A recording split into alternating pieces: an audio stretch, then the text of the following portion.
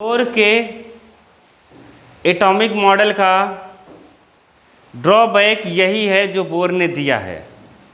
Bore ने जो atomic model अपना दिया है तो हाइड्रोजन या हाइड्रोजन जैसे एलिमेंट्स के लिए ही दिया है। किसके लिए?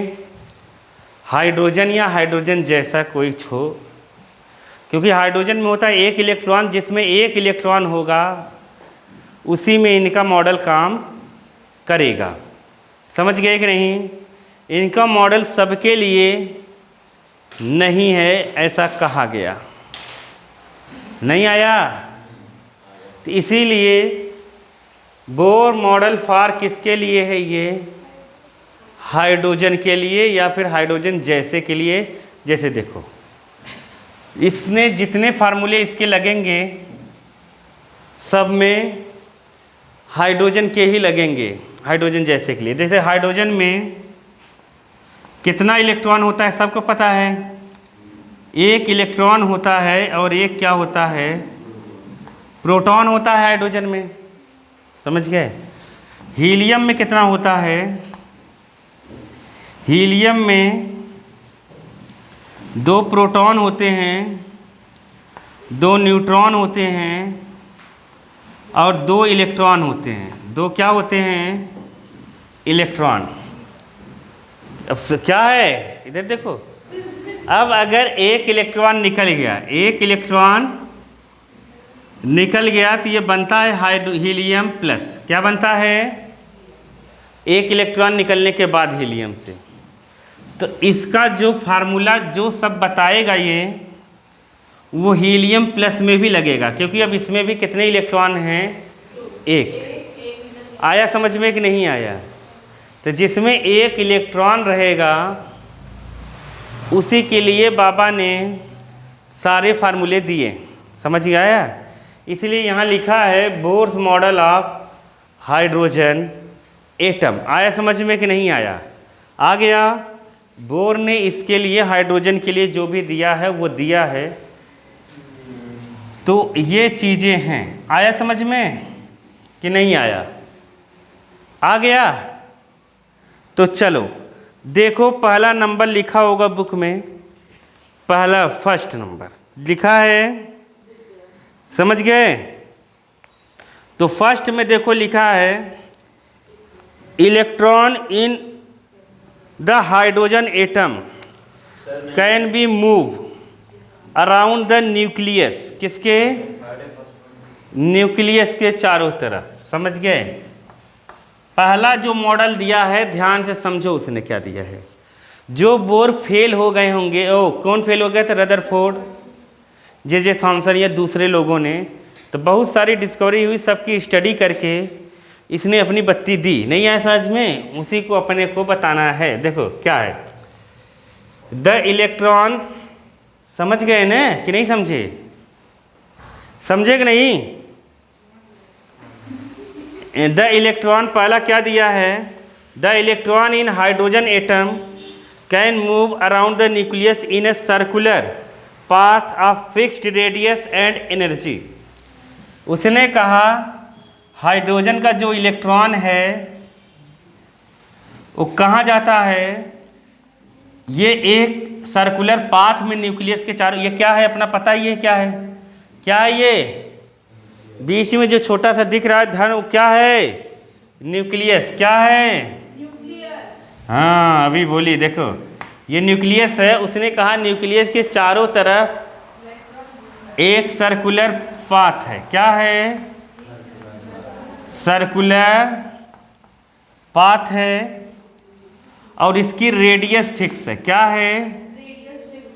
रेडियस एंड एनर्जी क्या है? फिक्स्ड, जो कभी चेंज नहीं होगी। जबकि रदरफोर्ड में कहा गया था कि सर्कुलर पाथ में घूमता है, तो बताए नहीं थे। तो ये कहा गया, मैक्सवेल ने ये कहा कि जब एनर्जी चार्ज मूव करेगा तो वो एनर्जी रेडिएट करेगा, स्पाइरल होकर न्यूक्लियस में मिल जाएगा। इसने कहा कभी जीवन में स्पाइरल होगा ही नहीं। ये अगर रेडियस इसकी फिक्स है तो फिक्स है, ना छोटा होगा ना बड़ा होगा, और उसकी एनर्जी भी क्या है? फिक्स है। जो इलेक्ट्रॉन इसमें घूमेगा न वो ऑर्बिट की, इसे ऑर्बिट कहा, क्या कहा, ऑर्बिट कहा। कहा कि जो ऑर्बिट की एनर्जी होगी वही एनर्जी लेकर वो घूमेगा। नहीं समझे? इस ऑर्बिट की एनर्जी फिक्स है, इस ऑर्बिट के पास जितनी एनर्जी होगी उतना ही इलेक्ट्रॉन के पास एनर्जी होगा। अगर इससे ज़्यादा एनर्जी होगा इलेक्ट्रॉन के पास तो ये ऑर्बिट छोड़ देगा। नहीं आया समझ में? अगर कम होगा तो नीचे आ जाएगा, ज़्यादा होगा तो ऊपर चला जाएगा। इस ऑर्बिट की एनर्जी फिक्स है। उसने पहले में यही कहा, समझ गए? Radius fix, energy fix. इसे हम लोग ऑर्बिट्स कहते हैं। मतलब एक से ज़्यादा होगा तो क्या कहेंगे? ऑर्बिट्स। अब करा स्टेशनरी स्टेट और allowed energy state. Orbit are arrange concentrical around the nucleus. कह रहा है अगर एनर्जी स्टेट में है तो जितने भी ऑर्बिट बनेंगे उसका सेंटर क्या होगा? न्यूक्लियस। क्या होगा उसका सेंटर? न्यूक्लियस उसका सेंटर है। ये सब कॉन्सेंट्रिक है। क्या है? कॉन्सेंट्रिक का मतलब क्या? एक ही सेंटर है जिसका। ऐसा उसने कहा पहले वाले में। आया कि नहीं आया? समझ गए? तो मतलब उसने इसके बाद क्या कहा? All orbits are concentric. समझ गए? तो न्यूक्लियस जो है अपना, क्या? Nucleus as a centre. क्या है? Centre of all orbits.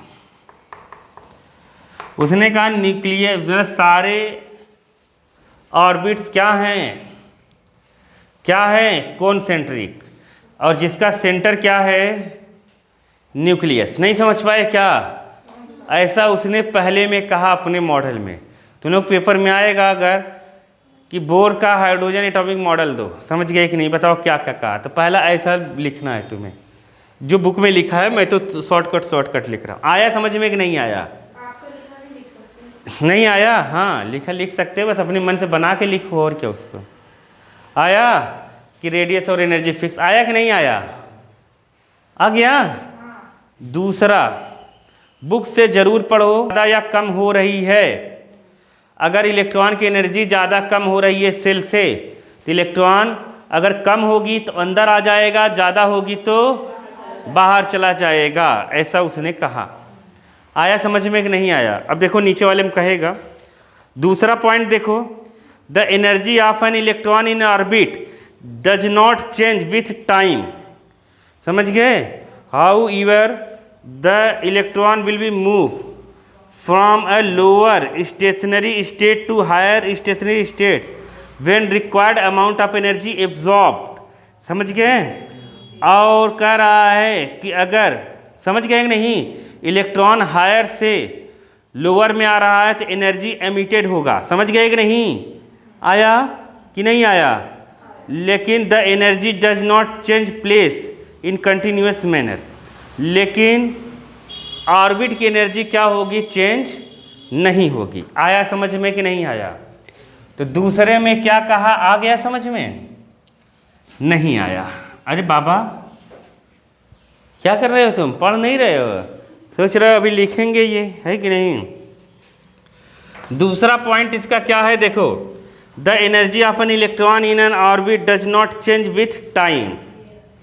समझ गए? तो जो इलेक्ट्रॉन की एनर्जी है, मतलब इलेक्ट्रॉन जो इसमें घूम रहा है, तो energy of electron does not change with time. Time के साथ बदलता नहीं है। अगर इलेक्ट्रॉन, सुनो, अगर इलेक्ट्रॉन जंप करके कहाँ जा रहा है? बाहर। कहाँ जा रहा है? बाहर। समझ गए?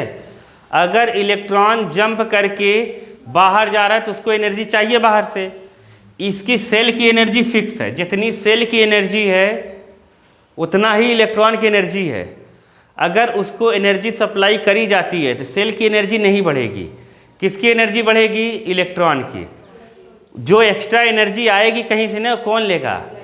ये सेल नहीं लेगा। बोर ने कहा कि सेल की जो एनर्जी है ना, ऑर्बिट की जो एनर्जी है वो फिक्स है।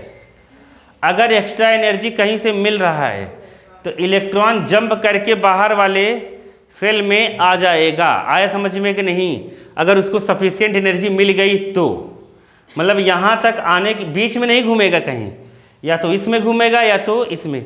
अगर इसको सफिशिएंट एनर्जी मिल गई, समझ गए कि नहीं, तो ये जंप करके कहाँ आ जाएगा?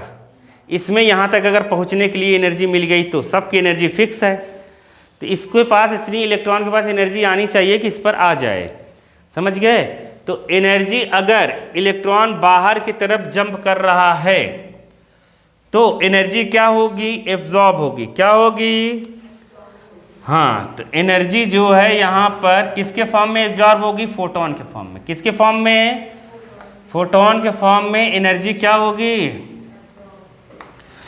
एब्जॉर्ब होगी। समझ गए? आया समझ में कि नहीं आया? नहीं आया? आ गया? नहीं आया? अगर यहाँ पर इलेक्ट्रॉन है, यहाँ पर बाहर वाले में, और कूद के कहाँ जाना चाहता है? अंदर। कहाँ जाना चाहता है? तो फोटोन के फॉर्म में एनर्जी निकलेगी। क्या होगी? फोटोन के फॉर्म में एनर्जी क्या होगी? निकलेगी। समझ गए? तो यहाँ पर एनर्जी क्या होगा?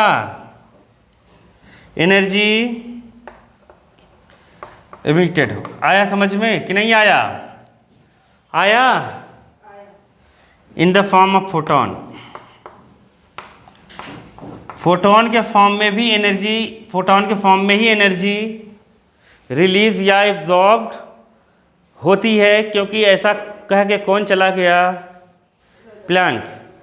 अरे प्लैंक ने कहा था ना, एनर्जी जब भी रिलीज होगी इलेक्ट्रोमैग्नेटिक रेडिएशन, जब भी रिलीज होगी या एब्जॉर्ब्ड होगी, वो फोटोन छोटे छोटे पैकेट के फॉर्म में ही होगी।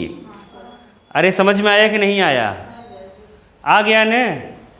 तो ये कहानी है। आया कि नहीं आया? आ गया? चले आगे बाबा, चले। तो ये दूसरा पॉइंट उसमें कहा है द फ्रीक्वेंसी ऑफ रेडिएशन और emitted when transition occur between two stationary state the differ in the energy by delta E is given by. कुछ समझ में आया? नहीं आया? नहीं आया? नहीं आया? देखो बात को समझो। उसने कहा कि अगर इलेक्ट्रॉन यहाँ से मान लो यहाँ जा रहा है तो कितनी एनर्जी निकलेगा? तो हम अगर इसकी एनर्जी मान ले E1 और इसकी क्या मान लें? E2। समझ गए? एक E1 एक E2, तो E2 minus E1 energy release हो रही है, ये होगी h न्यू के बराबर। किसके बराबर होगी? अगर एक ऑर्बिट से दूसरे ऑर्बिट में इलेक्ट्रॉन जंप कर रहा है तो जो एनर्जी का डिफरेंस होगा वो फोटोन के एनर्जी के बराबर होगा, क्योंकि एनर्जी वो किसके फॉर्म में रिलीज करेगा, एब्जॉर्ब करेगा? फोटोन के फॉर्म में। तो इसे बुक वालों ने लिखा है क्या? Delta E. ये हो जाएगा h न्यू। तो न्यू इक्वल टू हो जाएगा जो एनर्जी में चेंज रहेगा दोनों के बीच में। ये आया कि नहीं आया? समझ में आया? उसने कहा ये फ्रीक्वेंसी होगी। क्या होगी? Frequency of radiation. क्या है ये? Frequency of radiation. किसने ये सब दिया है? बाबा बोर ने। समझ गए? इसको हम लोग जानते हैं बोर्स फ्रीक्वेंसी रूल। क्या बताते हैं इसको? Bohr's frequency rule. तो ये क्या है? Bohr's frequency rule. तो आएगा समझ, लिख लोगे कि नहीं लिख लोगे? अरे बोलो मुंह खोल के। E2 minus E1, E2 minus E1 रहेगा। E1 ही लिखा था ना, बोला होगा E1, लिख दिया होगा E2। E2 माइनस E1 लिखो वाला, ये E2 माइनस E1 रहेगा। आया समझ में कि नहीं आया? आगे ये एक्सप्रेशन क्या कहलाएगा? Bohr's frequency rule. आया कि नहीं आया? फोटोन का बहुत इजी है कि नहीं है ये सब? अरे पूरी पढ़ाई कितनी इजी है बताओ। देखो अब चौथे पॉइंट में उसने ये कहा the angular momentum of electron. क्या? अभी एंगुलर मोमेंटम क्या है उसके लिए मैं अलग से बताऊंगा। मैंने कहा था ना, याद दिलाना। एंगुलर मोमेंटम ऑफ इलेक्ट्रॉन ये होता है MVR। एंगुलर मोमेंटम को MVR लिखते हैं। Equal to NH/2π। क्या है? N into H/2π। अब 2π पाई तो जानते ही हो, बचपन से नाम सुना होगा। M क्या है? यहाँ M लिख देते हैं। तो इलेक्ट्रॉन मूव कर रहा है तो M क्या है यहाँ पर? Mass of electron. क्या है? इलेक्ट्रॉन। तो इसलिए ME भी इसको लिख सकते, कोई दिक्कत नहीं। V क्या है? वेलोसिटी ऑफ इलेक्ट्रॉन या स्पीड ऑफ इलेक्ट्रॉन लिख लो। क्या लिख लो? समझ गए? क्या हुआ? Speed of electron in orbit. क्या हाँ है? ऑर्बिट में। R क्या है? Radius of orbit. N क्या है? Number of orbit. 1 2 3 1 से चालू होता है। N कहाँ से चालू होता है? 1 2 3। H क्या है? प्लैंक्स कांस्टेंट, वैल्यू फिक्स है। समझ गए? 6.626 इंटू 10⁻⁻34 जूल सेकेंड। अरे आया कि नहीं आया? उसने कहा कि जिस ऑर्बिटल में, ऑर्बिटल नहीं, जिस ऑर्बिट में इलेक्ट्रॉन का मोमेंटम इस फॉर्म में होगा उसी में इलेक्ट्रॉन घूमेगा। नहीं समझे? नहीं समझे? सुनो, जैसे फर्स्ट ऑर्बिट की बात करते हैं। किसकी बात करते हैं? फर्स्ट ऑर्बिट की बात करते हैं। फर्स्ट ऑर्बिट में n इक्वल टू 1 होगा। तो जो एंगुलर मोमेंटम होगा, क्या होगा? एंगुलर मोमेंटम किसके बराबर होगा? एंगुलर मोमेंटम जो होगा वो बराबर होगा, n की जगह 1 रख दो, h/2π। h/2π के बराबर। h की वैल्यू रख दो, पाई की वैल्यू रख दो, जानते हैं हम। तो जो आंसर आएगा उसका एंगुलर मोमेंटम फिक्स है। उसने कहा हर ऑर्बिट में इलेक्ट्रॉन का एंगुलर मोमेंटम क्या है? फिक्स्ड है। इतना h/2π ये पहले में है, तो दूसरे में कितना होगा बताओ? 2 का इंटू कर देंगे, 2 का इंटू करेंगे, 2 2 कट जाएगा, h/π हो जाएगा। नहीं समझे क्या? तीसरे में यहाँ 3 रखेंगे, 3h/2π। चौथे में 4h/2π। ऐसे ही एंगुलर मोमेंटम बढ़ता रहेगा। आया समझ में कि नहीं? नहीं आया क्या? मैं क्या बोला? आ गया ना? तो उसने ऐसा कहा। किसने? बोर ने। किसने कहा? बोर ने। तो उसने कहा कि इलेक्ट्रॉन उसी में मूव कर सकते हैं जिसमें एंगुलर मोमेंटम इंटीग्रल मल्टीपल होगा। किसका? h/2π का। h/2 पाई का। समझ गए? तो लिख लेते हैं हम लोग 10, देखो बुक में लिखा है वैसे ये 10 एन इलेक्ट्रॉन कैन मूव कर सकता है ओनली इन दोज ऑर्बिट या orbits for which it's angular momentum integral multiple of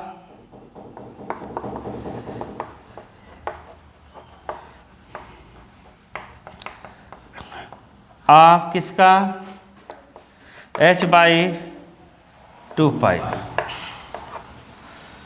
मतलब उसने कहा इलेक्ट्रॉन उसी में मूव कर सकता है जिसका इंटीग्रल मल्टीपल किसके बराबर हो। क्या इंटीग्रल मल्टीपल? इंटीग्रल मल्टीपल का मतलब 1 2 3 4 इसका मल्टीपल 2 गुने 3 गुने 4 गुने 5 गुने हो, उसी में ही मोशन करेगा वो। नहीं समझे? इसके डबल में मोशन करेगा, सिंगल मोशन करेगा, 4 टाइम में, 5 टाइम में, जिसका एंगुलर मोमेंटम हो। आया समझ में कि नहीं? इसके बाद ये लिख लो, खत्म। बहुत बढ़िया। तो पॉइंट बुक में फोर्थ पॉइंट जहाँ ख़त्म हुआ है बालक, ये ख़त्म हुआ है ना फोर्थ पॉइंट, उसके नीचे देखो लिखा होगा द डिटेल। क्या लिखा होगा? The detail regarding. कह रहा है कि इसका डेरिवेशन अपने सिलेबस में नहीं है, जब तुम थोड़े से बड़े हो जाओगे तो वहाँ पढ़ाया जाएगा कि ये चीज़ बोर ने कही क्यों। समझ गए? अब ये सब देखते हुए बोर ने थ्योरी दे दी। क्या दे दी? थ्योरी हाइड्रोजन एटम के लिए। उसने क्या कहा? The stationary state for electron are numbered 1 2 3। कितना? 1 2 3। दीज इंटीग्रल नंबर्स सेक्शन ये are known as principal quantum number. क्या कहा? Principal quantum number. तो पहले में ये कहा, पहले में उसने बताया principal quantum number, quantum number. उसने कहा कि जो स्टेशनरी स्टेट है, जैसे न्यूक्लियस है, न्यूक्लियस के चारों तरफ एनर्जी का स्टेट होगा, एनर्जी लेवल होगा। तो एक दिन मैंने तुम लोग को बताया था, इसके नाम है ये एनर्जी स्टेट है। क्या है? ये जो बाहर दिख रहा है ये न्यूक्लियस है। ये क्या है? न्यूक्लियस। इस न्यूक्लियस के चारों तरफ ये जो दिख रहे हैं ना, इसका नाम है। क्या है नाम इनका? ऑर्बिट्स। क्या नाम है? ऑर्बिट्स। या फिर इसी को हम क्या कह सकते हैं? हाँ, शेल। या फिर क्या कह सकते हैं? Energy level. समझ गए? सर्कुलर पाथ को ही हम लोग ये कहेंगे, इसको सर्कुलर पाथ नहीं कहेंगे। आया कि नहीं आया? तो न्यूक्लियस के चारों तरफ जो सर्कुलर पाथ है उसका नाम रखा गया है। ये सब समझ गए? एनर्जी लेवल कह लो या एनर्जी स्टेट भी कह लो। क्या कह लो? Energy state. Energy state. एकदम घबराना नहीं है, सब बात एक ही है। समझ गए? और तुम सोच रहे होगे कितने नाम कहाँ से उत्पन्न, लोगों ने दिया, हमने याद कर लिया। चलो देखो, तो ये हो गया। बात को समझो। उसने कहा कि जो प्रिंसिपल क्वांटम नंबर है वो एनर्जी स्टेट को रिप्रेजेंट करेगा। मतलब जो सेल के नंबर हैं वही प्रिंसिपल क्वांटम नंबर है। फर्स्ट सेल, सेकेंड सेल और थर्ड सेल। तो प्रिंसिपल क्वांटम नंबर को हम लोग स्मॉल n से लिखते हैं। क्या लिखते हैं? Small n। ये नंबर ऑफ सेल्स है। क्या है? नंबर ऑफ सेल को रिप्रेजेंट करेगा। मतलब n की वैल्यू कितनी होगी? 1 2 3 ऐसे ऐसे। नहीं समझ पाए? यही प्रिंसिपल क्वांटम नंबर है। आया कि नहीं आया? नहीं कहा? कहा कि स्टेशनरी स्टेट में जो जिस में इलेक्ट्रॉन होंगे जिस ऑर्बिट में, उस ऑर्बिट का नाम रख दो। तो तुम लोगों ने 9th में पढ़ा होगा 1 2 3 4 ऐसे पढ़ा होगा। इसको कहते हैं क्या, के एल एम एन, ऐसे पढ़ाते कि नहीं, ऐसे कहते हैं। तो यही नंबर्स में लिख दिया गया, तो इसका नाम नंबर क्या हो गया, मतलब क्या कहा गया उसको, प्रिंसिपल क्वांटम नंबर। समझ गए कि नहीं? अरे नहीं समझे?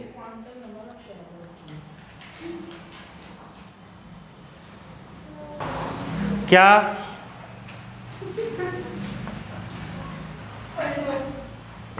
रेडाई, दूसरे में ये कहा रेडाई क्या है, प्लूरल किसका, रेडियस का। समझ गए? तो रेडाई ऑफ स्टेशनरी स्टेट ये बार बार लिख रहा है, मैं हम लोग लिख देते हैं ऑर्बिट। क्या, ऑर्बिट। समझ गए?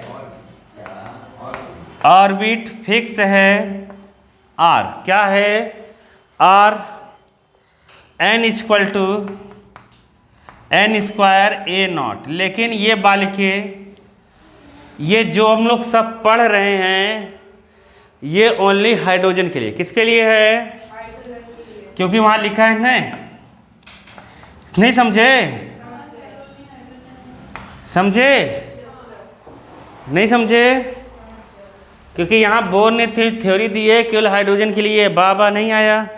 बहुत ईजी है पढ़ाई, में बता रहा हूँ तुम्हें। अब सुनो, तो हाइड्रोजन के ध्यान से सुनो, हाइड्रोजन ए नॉट क्या है, एन क्या है तो समझ गए होगे, एन प्रिंसिपल क्वांटम या नंबर ऑफ सेल 1 2 3 4 5 6 ऐसा। समझ गए? ए नॉट कांस्टेंट है। ए नॉट क्या है? कांस्टेंट है। ये कैसा, इसकी वैल्यू फिक्स है। कितनी वैल्यू है इसकी? 52.9। कितनी? 52.9 पीएम। कितना? पीएम मतलब प्रधानमंत्री नहीं, समझ गए, प्राइम मिनिस्टर नहीं। पीएम मतलब पिकोमीटर। क्या? 1 PM 1 picometre equal to 10⁻⁻12 metre. 1 picometre equal to 10⁻⁻12 metre होता है। समझ गए? एक होता है फेम्टोमीटर। क्या हो गया? चुपचाप बैठ जाओ। देखो ये कांस्टेंट है, यहाँ हम वैल्यू रखेंगे। क्या रखेंगे? ए नॉट की जगह यहाँ वैल्यू रखो और एन की जगह 1 रखो। एन की जगह क्या रखो? तो पहले सेल की रेडियस आ जाएगी। यहाँ 1 रखा, यहाँ क्या रखा, तो हाइड्रोजन का जो पहला शेल है उसकी रेडियस कितनी आ जाएगी? 1 इतना। समझ गए कि नहीं? नहीं समझे? पहले शेल की ये क्या है? रेडियस है। इसे कहा गया बोर रेडियस। क्या कहा गया? समझिए, बोर ऑर्बिट का रेडियस कहा गया। फर्स्ट इस स्टेशनरी स्टेट का ये रेडियस है। समझ गए? नहीं समझ पाए? आ गया? तो इसे क्या कहा गया? Radius of bourse. क्या कहा गया? Radius of bourse orbit. Radius of bourse orbit. समझ गए? ये कहा गया। तो बोर ने इसको आर नॉट से लिखा है। किससे लिखा है? कहा ये कांस्टेंट होगा। बताओ दूसरे का निकाल सकते हैं कि नहीं? दूसरे सेल का रेडियस निकाल सकते हैं कि नहीं? ऑर्बिट का। दूसरे ऑर्बिट का रेडियस कैसे निकलेगा? यहाँ 2 रख दो, यहाँ 2 2 2 जा 4 और ए नॉट फिक्स है। 4 का इसमें इंटू कर दोगे। हाइड्रोजन के ये कई बार जेई मेंस और नीट सब में पूछ चुका है। समझ गए कि नहीं? बस यहाँ तुम्हें वैल्यू चेंज करनी है। अनपढ़ हो? अभी क्या कहा था मैंने? किसका निकालना है तुम्हें? दूसरे सेल का। किसका? दूसरे ऑर्बिट का जब निकालना है, जैसे न्यूक्लियस है, ये पहले का रेडियस कितना हो गया यहाँ से? 52.9 pm। अब दूसरे का अगर निकालना है तो इसका 4 टाइम होगा। कितना होगा? 4 इंटू 52.9, क्योंकि 4 यहाँ रखोगे, 2 रखोगे तो 2 2 जा कितना हो जाएगा? 4। ऐसे ऐसे हम लोग किसी भी हाइड्रोजन के किसी भी ऑर्बिट की या शेल की रेडियस निकाल सकते हैं। आया कि नहीं आया? आ गया ना बालक के? अरे आया बालक?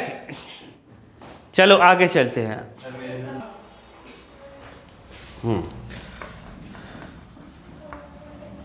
तीसरे में उसने कहा energy of stationery state. Stationery state का मतलब तो सब समझ रहे होंगे। स्टेशनरी स्टेट का मतलब क्या? बताओ, नहीं तो मारूंगा मैं। स्टेशनरी स्टेट का मतलब क्या? Energy state. एनर्जी स्टेट का मतलब क्या? ऑर्बिट। ऑर्बिट का मतलब एनर्जी लेवल। समझ गया कि नहीं? शेल। तो इसका घबराने की जरूरत नहीं है। इसका मतलब क्या है? शेल की एनर्जी या फिर किसकी? ऑर्बिट की एनर्जी। समझ गया कि नहीं? ऐसे एनर्जी लेवल है जो भी है। अब उसकी एनर्जी कितनी होगी इसके लिए भी उसने थ्योरी दी। इसका डेरिवेशन अपने को करना नहीं है, केवल याद करना है। तो ये सब किसके लिए दे रहा है पता ही होगा तुम लोगों को। किसके लिए दे रहा है? हाँ, अरे वाह, समझ गए तुम लोग तो।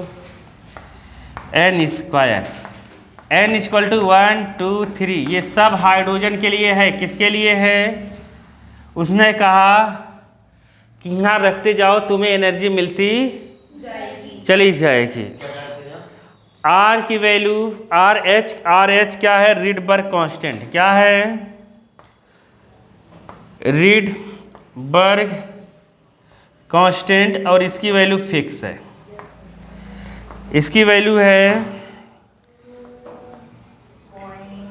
2.18 इंटू 10⁻⁻18 जूल। कितना? जूल। वहाँ पर जो हम रीडबर्ग कांस्टेंट पढ़े थे वो वेवलेंथ के फॉर्म में सेंटीमीटर पढ़े थे। यहाँ पर जूल है, यहाँ RH। रीडबर्ग कांस्टेंट फिक्स है, ये इसको कोई बदल नहीं सकता। ठीक है, फिक्स्ड है। बस यहाँ इसको यहाँ रख दो। पहले सेल, अगर पहला शेल है, क्या है? पहला सेल, तो उसकी एनर्जी निकल जाएगी। पहले सेल की एनर्जी कितनी होगी बताओ? पहले सेल की यहाँ ये रखो 2.18 इंटू 10⁻⁻18 जूल, और n की जगह 1 रखोगे तो ये 1 हो जाएगा। तो इतनी ही होगी पहले सेल की एनर्जी। आया समझ में कि नहीं आया? अगर हम यहाँ 2 रखें तो क्या हो जाएगा? ये 2 का स्क्वायर हो जाएगा। 4 को उससे इसको डिवाइड कर देंगे तो इससे कम नंबर आएगा, लेकिन इससे ज़्यादा एनर्जी हो जाएगी। माइनस ये बताता है कि एनर्जी कम है। क्या है? कम है। जितना लोअर स्टेट होगा, देखो याद रखना, जैसे न्यूक्लियस है, न्यूक्लियस के पास जितना होगा उतना ही एनर्जी उसकी क्या होगी? कम। तो एनर्जी ऐसे इंक्रीज होती है। क्या होती है? Increase energy of cell. समझ गए कि नहीं? आउटवर्ड। क्या? बाहर की तरफ एनर्जी क्या होती है? इंक्रीज होती है। और न्यूक्लियस के पास जितना जाते हैं एनर्जी क्या होती है? डिक्रीज। क्या होगी? एनर्जी डिक्रीज होगी। आया समझ में? तो इसीलिए यहाँ पर माइनस रिप्रेजेंट किया गया है। जैसे जैसे ऊपर जाते रहोगे तो एनर्जी प्लस में आनी चालू हो जाएगी। आया समझ में? तो बाहर सेल के जैसे न्यूक्लियस से जितना दूर जाएंगे एनर्जी क्या होगी? बढ़ती जाएगी। नहीं आया समझ में? और न्यूक्लियस के पास आएंगे तो एनर्जी क्या होगी? घटती जाएगी। ऐसा कहा गया। आया समझ में कि नहीं आया तुम लोगों को? अरे आ गया? आ गया ना? चलो बढ़िया है। जैसे मान लो ये पहले सेल की एनर्जी है, 2 रखेंगे तो क्या आएगा? दूसरे सेल की एनर्जी। क्या आएगा? दोनों का डिफरेंस अगर कर देंगे, माइनस कर देंगे दोनों को, तो पता चल जाएगा पहले सेल और दूसरे सेल में कितनी एनर्जी का अंतर है। नहीं आया समझ में?